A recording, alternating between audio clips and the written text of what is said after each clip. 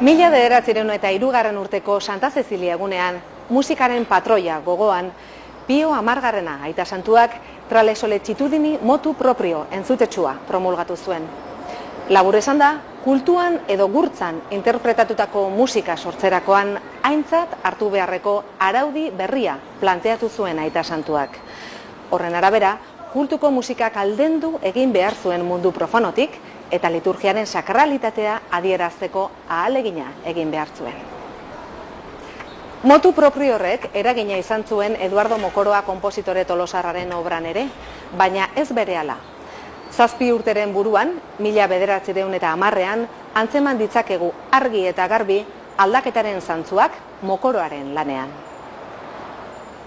Disko honetan biltzen den musika guztia, aipatutako motu proprio horren ondotik konposatutakoa da.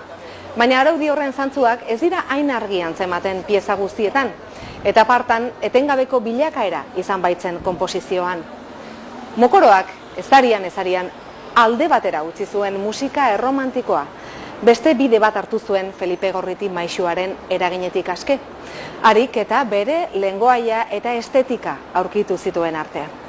Adinean zenbat eta aurrerago, aipatutako motu proprio horren jarraibideetatik orduan eta hurbilago suma dezakegu bere musika.